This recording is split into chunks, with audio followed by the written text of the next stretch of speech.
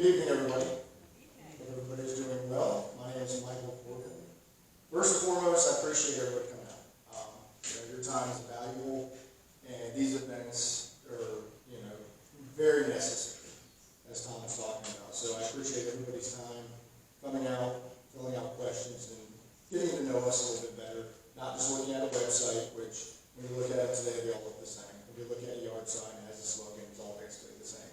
So you're going to get to know a little bit more about the candidate, the key issues, what's important to us, and also our backgrounds. I also want to thank the MD Debate Series and Tom for putting this on. This is a great event. I was talking to Tom on the phone. Fantastic. We don't have enough of this in our country. A little bit about me, get right into it. I'm 41 years old. I've lived in Georgia for 30 years of my life. So yes, I moved here when I was 11. 22 of those years have been spent right here in Gwinnett County. This is my home. I live here right now with my wife, beautiful wife and family. And I plan on staying here. I went to Duluth High School right down the road. Graduated from the University of Georgia, a bachelor's degree in political science.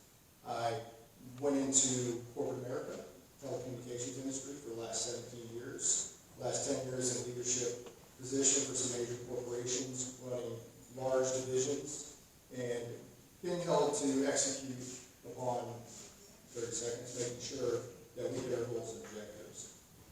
One thing that we're facing, and I'll wrap this up, is, whether you guys know this or not, there's a number out there, and it's 16. We're a 16-point underdog heading into November. And we need to instill faith, freedom, and facts back into American policy. And we need somebody that, in November, can win this district and not just win a primary. And everything that I do will be around faith, freedom, and facts. All my decisions. And that is my word. Thank you.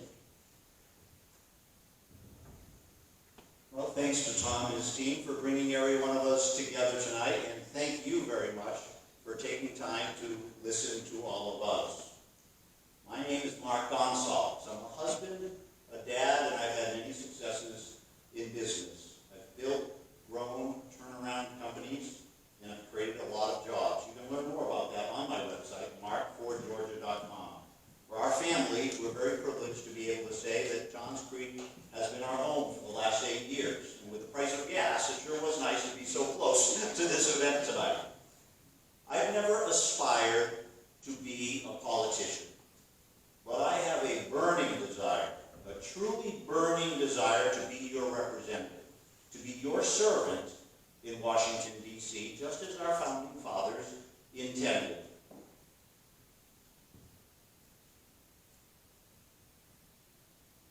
We're at a crisis right now in America. We have a critical question that's facing us. Thank you. We have a critical question that's facing us. Do we want the boot of government control squarely on our neck, or do we want our God-given right to freedom? Our uniquely American freedoms have made us the most exceptional country the world has ever known. Reagan said it best: we're one generation away from losing these freedoms. And should we, there's no place for us to go. Tonight I'll outline what I want to do to preserve our American freedoms. Our freedom to be able to assemble like we are tonight.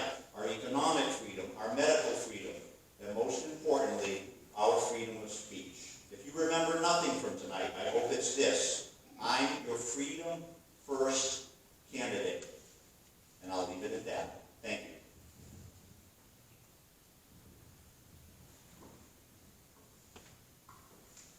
Good evening. My name is Lisa McCoy. Thank you so much for this opportunity to meet to discuss the important issues facing our country.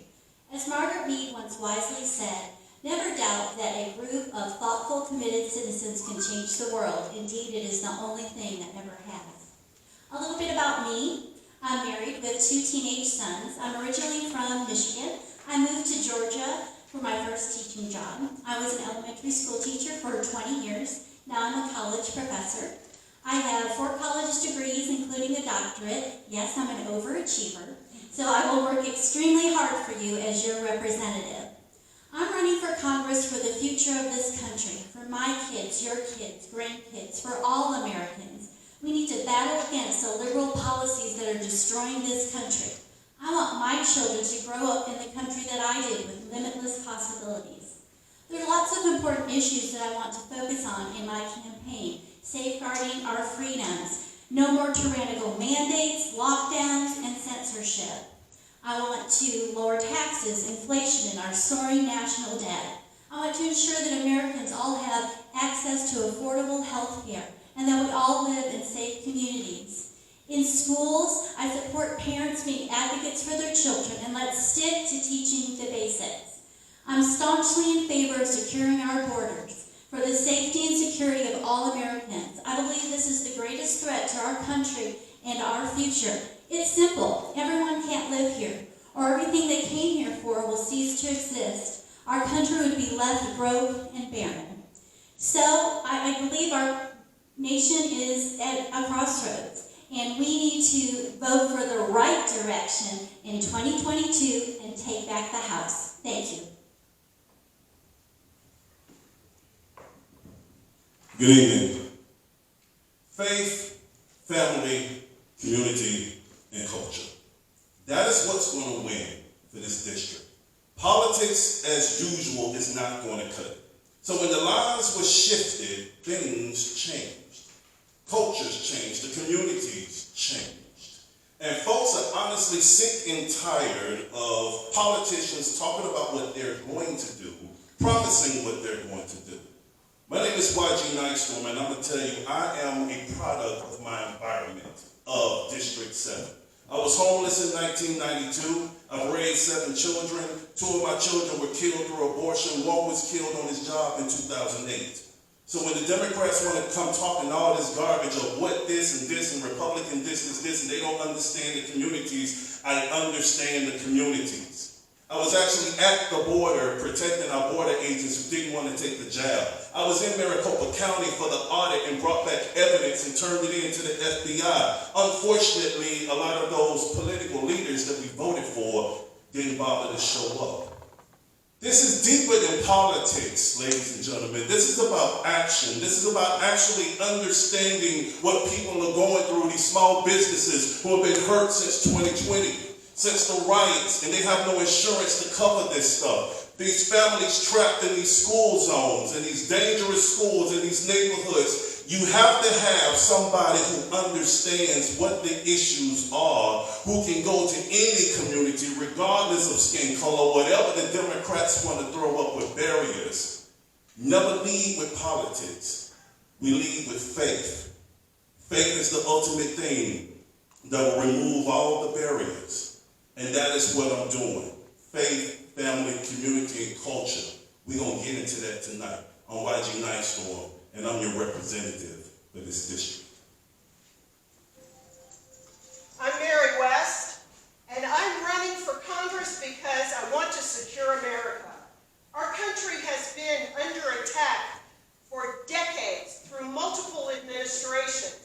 And how do I know what an attack is? I served in the Army for 10 years, both as an enlisted soldier and an officer. I can recognize an attack, and there have been many of them, and they need to be worked on. In the 90s, I left the Army and moved into Gwinnett County, where I raised 2 small children, and our neighborhood was undergoing gang activity, severe gang activity. I ran for the House, and I won. I served in the Georgia House for 4 years and the Georgia Senate. I rewrote our corporate code section because Georgia's business infrastructure was pretty lousy back then, and it's picked up ever since. I also redid the juvenile court code section to do something to help children who had been indoctrinated into gangs. So, what I care to do about security problems is that the southern border is a problem. It is an invasion. According to Constitution Article 4, Section 4, we are being invaded, and Congress has the right to put troops on the border. Forget just a wall. We need to move U.S. troops to the border. We need to repatriate mining, manufacturing, and technology to this country. We can't be buying things from everybody else. We also need to have our federal government software and hardware firewalled. The cyber attacks are many, and we need to get out of the United Nations. The United Nations is behind a good bit of this stuff that we are seeing. Critical race theory and a whole bunch of other things. 5 seconds, I'm Mary West. Thank you so much. Mary, stay there, because now we're going to start the Okay. questions. Hello, Reversing everyone. the order. So Mary will be the first. Second, unlike Mary, I didn't want.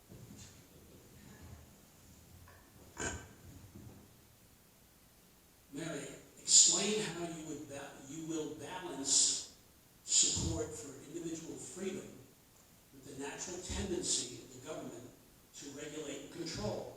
Specifically, where will you draw the line when choosing between individual freedom and the public good? Okay, so every single piece of legislation, I have every time I got to the Capitol, before committee meetings, before we voted, I read every single bill. I am not a fan of over-regulating. I do believe, sorry Zane, I do believe that government has become this massive monster. And as you keep feeding it, allowing it to regulate, moving all your health benefits, moving everything into it, we are not children. Our freedom is that we are adults who can make decisions, and we need to be permitted to do so. Sometimes it's a bright line, sometimes it's not. But I do believe that government being in charge is wrong. And that's why I'm a Republican. As you probably know, I wasn't one before when I served in the legislature. But I cannot stand by and have everything become centralized. Centralized government is wrong, and you've seen what's happened. One of the attacks that we're facing is that the Democrats are trying to pull everything into centralized government to tell you what to do. The mask mandate. The last job I had in the military was as a nuclear, biological, chemical warfare officer. If I had given anybody a mask, they would have died instantly. We faced chemical weapons, nuclear weapons, biological weapons. Which one is the coronavirus? It's a biological. The mask doesn't do anything except maybe keep you from hitting your nose and touching somebody. That's about it. I shouldn't have said that.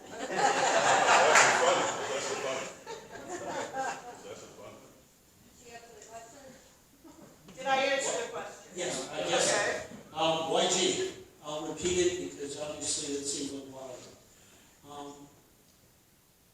Explain how you will balance support for individual freedom with a natural tendency of the government to regulate and control. Specifically, where will you draw the line when choosing between individual freedom and the public good? Okay. Good question, good question. Well, it's real simple. Government, I actually grew up in places and communities that was actually government controlled. And we all know, once when the government takes over, it destroys families, it destroys businesses, it destroys communities. I actually grew up in it and I saw it. Many of us have grown up in that. Now, where the line is drawn, especially when we're talking about with the schools, to me, government is all about, okay, fix the road. Take care of it. That's fine. That's a part of your job. But the government's job is not to tell me when to put a mask on, how to take care of my child, or how to put any kind of injections into my body. I don't agree with that. The government is also not involved with telling me when and where I can take my Second Amendment to protect myself. There's a lot of people who are pushing right now saying that the government should be able to tell you you can't tote your weapon to protect your family. There are some people out there saying that. They also get lost in what government is for. Government should never be in the way of people's prosperity. Government should be there to help, but in a very limited capacity. So I draw the line when I say, hey, I want to make sure I'm able to pick my child up from school, and the school says, no, you can't take your child because you don't have a mask on. To me, that's overreach, and it's wrong. And when others say you can't protect your family, that's wrong. It's very, very simple. I'm in command of my medicine, I'm in command of my child's medicine. I'm in command of my life and how I grow my business. Government should never get in the way of a person's individual freedom to make choices for themselves and for their kids. And government should never be involved with taking the lives of children in the womb, and it shouldn't be funded for that either. But I know that's a different issue. But very limited government, I don't agree with it, and that's why I draw the line. Lisa, you need me to repeat it? Well, I'm thinking about the Constitution where our freedoms are, and I don't remember that they were conditional. You know, whether there is a pandemic or not, that you have to wear, a mask. And, in terms of the public good, you have to look at, when COVID happened and, we had to look at the science and the math. But if you do look at it, none of it justified taking away our freedoms, forcing masks, forcing mandates. And it wasn't a matter of disinformation or misinformation. I believe it was suppressed information about the real facts about COVID and who it affected. And we sacrificed, I think, our children's future for them. Look how much time was lost for our kids in school. And for, populations that were already behind and already struggling, it's going to be almost insurmountable for them. Now, other things in terms of the public good, I'm certainly glad we have traffic laws. I'm glad that we have laws preventing us to murder each other. But I'm also glad in the era of defund and demonize the police that we still have the right to bear arms and defend ourselves. So again, maybe it is a fine line, but as I said, in the Constitution, I don't remember that our freedoms were conditional. Thank you. No, I think I'm good. You need a microphone? No, I think I'm good here too. It is very simple. Is it constitutional? We were the party of smaller government. We were the party of fiscal responsibility. What happened to those ideals that we used to consider our own? Our government is there to protect us. That's its responsibility.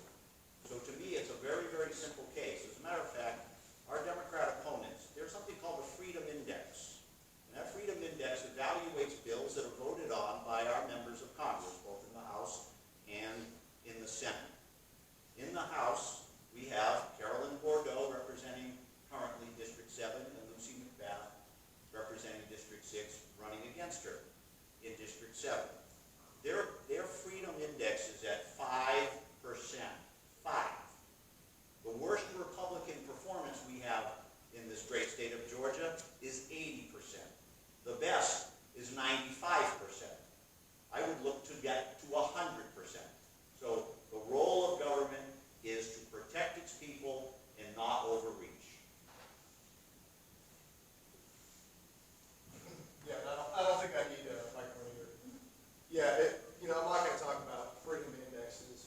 For me, that's something that is to be decided by facts and numbers that are opinion based. To me, things that are unalienable rights is the Second Amendment. That should not be affirmed upon. Pretty clearly stated. Number 2 is life, liberty, and the pursuit of happiness. What happens then? We all have the right to life, and that also comes to medical choice. And we should have the choice to be able to choose what and when and how we do it when it comes to medical freedom, except for abortion. Abortion is not a choice you can make because you're not making it. You're making it for somebody else who doesn't have a choice. When it comes to the Second Amendment, when it comes to medical freedoms, those should not be pushed upon us, especially in light of all of the facts, lies, I should say, that come out, not only from the politicians, but also from the media. You don't know what to believe. So when we push these things upon us, some people are willing to give up their freedoms because we don't get the facts. But the government should not be controlling the media, which they are today, and spitting out the facts that we hear, which make us inclined to give up our freedoms. So to me, it's an existential problem that's within our government. But to me, I draw the line when it comes to medical choice. That's a freedom they cannot take away. They cannot take away my freedom for speech, and they cannot take away my freedom to own a gun.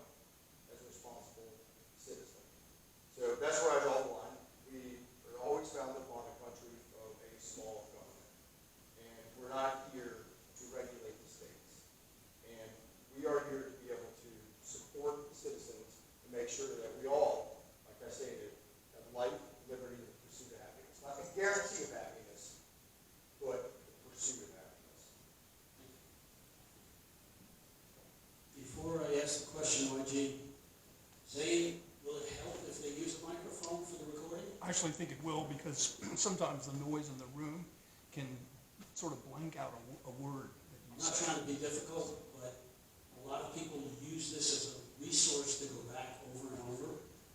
And as you kind of cruise and you turn away from the camera, I know they're not going to hear what you say. So, You want us to do it again?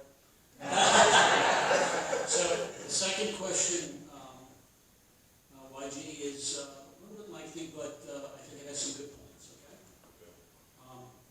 Current federal policy with our U.S. southern border is attracting people from other countries in unprecedented numbers, even with Title 42 restrictions in effect. Current federal policy allows undocumented immigrants to disseminate throughout our country with no specifics about how they are being vetted, whether they test negative for COVID-19 at the time of release, or whether they are even vaccinated for COVID-19. They are each given a cell phone at taxpayers' expense, trusting that it will be used to schedule an immigration hearing at some time at a future date after release. They are then transported at taxpayers' expense to sanctuary cities and states in the secrecy of the night throughout our country. If Title 42 restrictions are repealed, our immigration numbers are expected to grow enormously.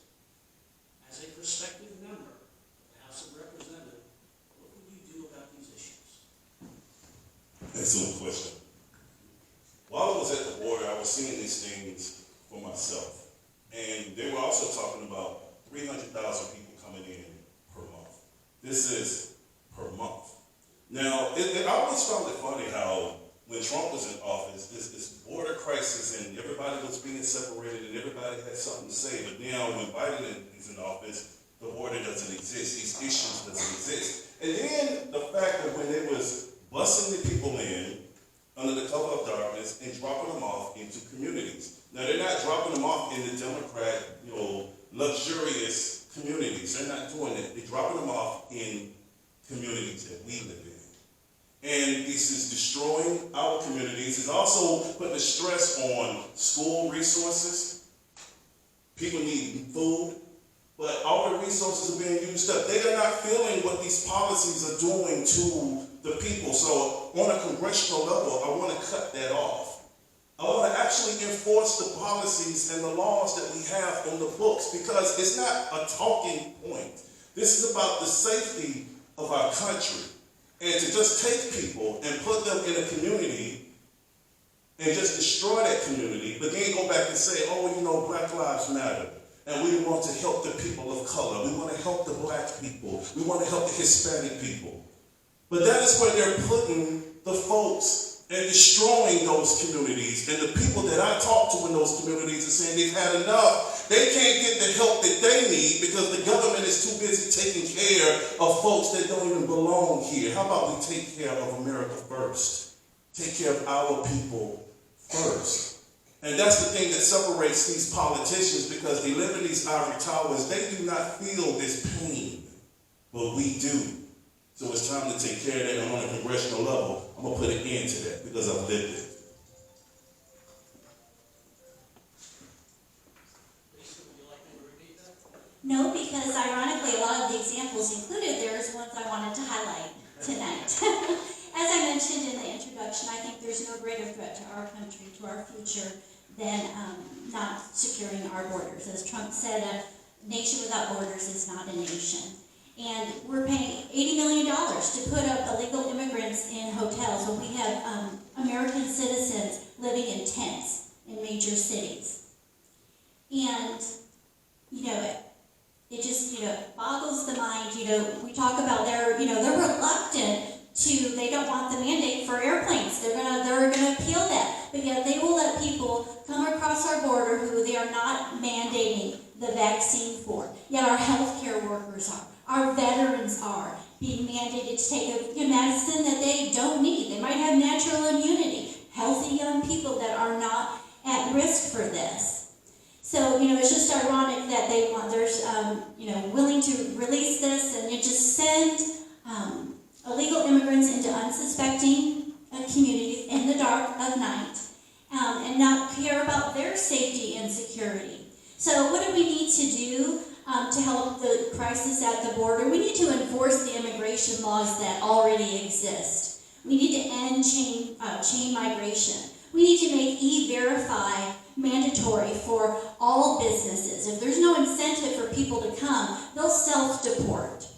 We need to make sure that our asylum laws, our refugee laws are not being taken advantage right now. They're given a piece of paper with no date, just a notice to appear, and that's all. So again, I think this is one of the most critical issues for the future of our country. For our schools, our healthcare system, our workforce, our kids going to have jobs. They have to compete with them for jobs and college spots. So, great question.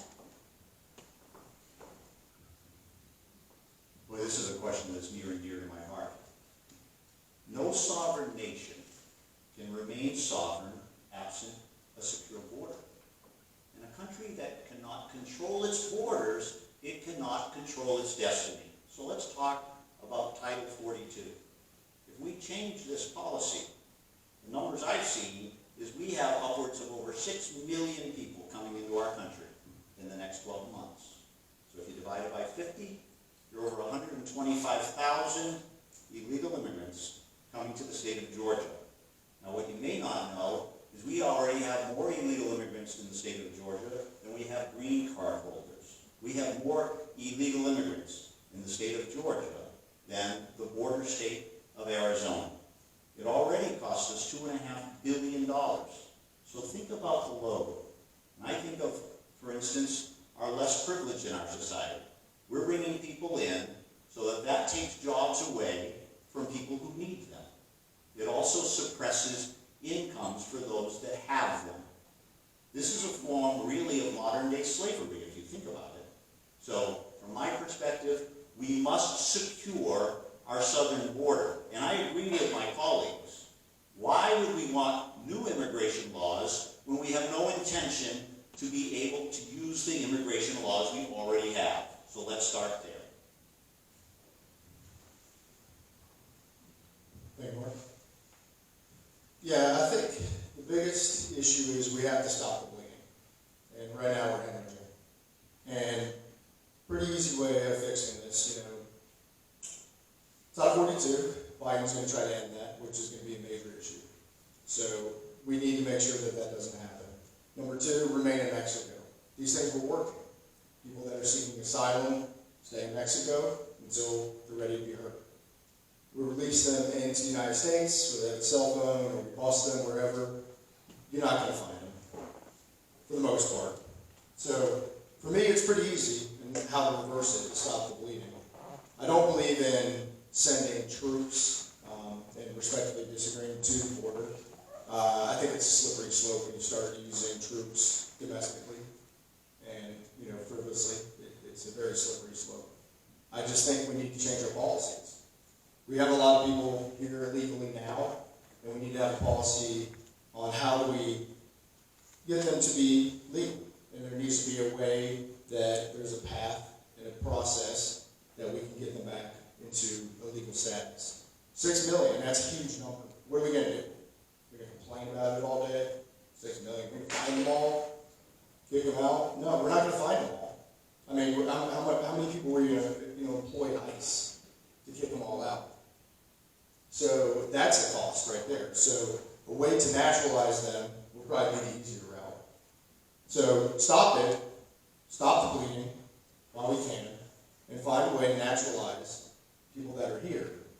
And then the process will be a little bit easier, but we won't have the influx. We've had the influx right now, I think, of a jump of close to 200% from 20